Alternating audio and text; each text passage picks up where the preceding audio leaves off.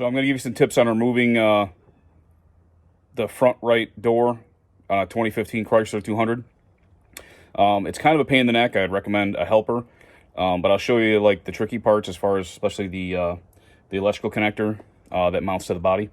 And then the bolts are tricky to get to, but with some patience you can unbolt it.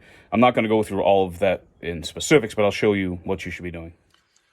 Okay, so as far as the bolts went, I'm going to kind of go backwards on this video. You got these two bolts here. You've also got this one bolt here, and you've got that on both the upper and the lower hinge. Okay, there's not a lot of clearance here to get a wrench or a ratchet on the head of that bolt, nor is there up here.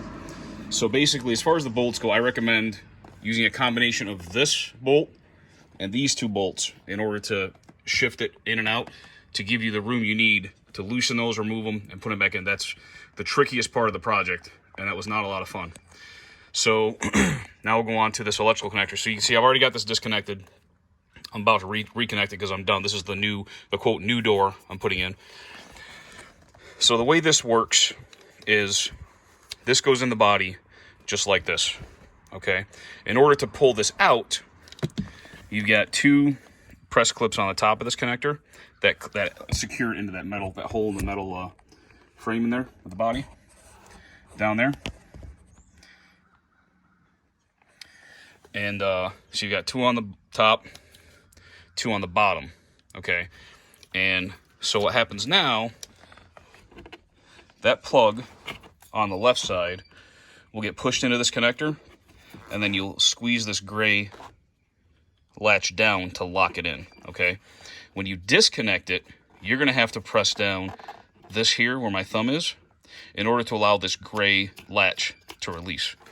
See if I can do this one-handed here. Now, I've already applied, for some reason, I found a little bit of moisture in my connector. So I cleaned it off with some contact cleaner, blew it out with some compressed air.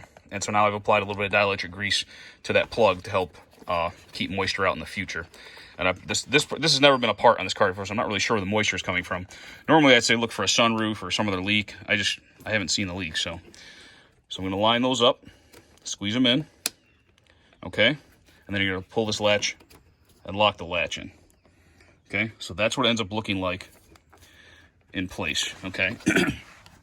So now, this whole thing, you gotta make sure this rubber boot is all the way around the plug like it is. This whole thing now is gonna slide into that metal slot. There we go. So I got the door mostly shut before I can finally get that far enough in around that corner. So it's not latched in yet, but now you just push on it. That'll latch it in.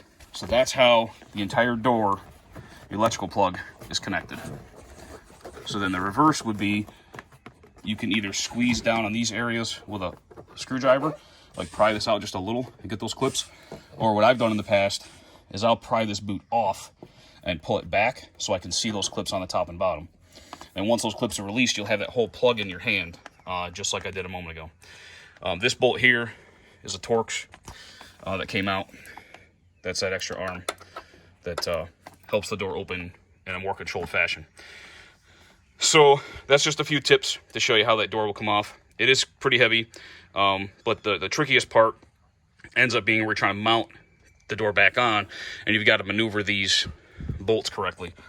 Also, aligning it could be tricky if you're not careful. But what I did is I could see a line of like dust basically around the old where the hinge used to sit, and so I did my best to line it up that way. I haven't tested it yet to see if it latches properly, but I think I got pretty close.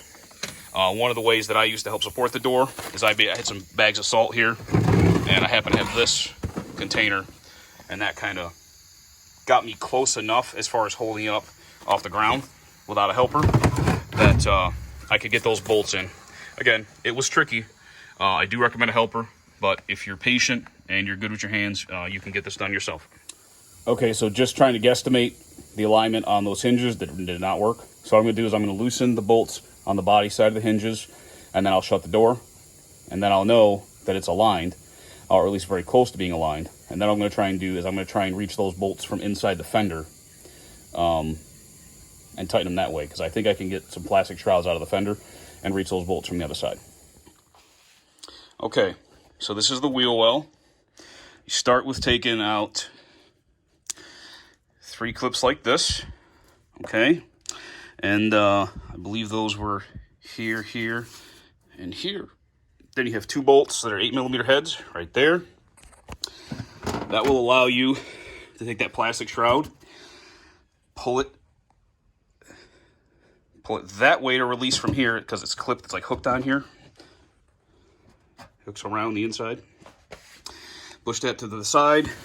This insulation is with it. This insulation here is stuffed up in this approximate area, okay? Then you'll be able to get this plastic panel out. It's got a clip there and a clip there, okay? It basically sits in the car like this as another way to keep filth from the door. So now with all of that removed, now you can reach those bolts high and low, okay? And now because the door is shut and latched, I know that it's aligned so that I can tighten those and it'll be in good shape. In fact, had I done this first, this may have been an actually easier way to get to those bolts. So that's another way to think about this whole project, is if you access this inside fender well, it might make your job easier.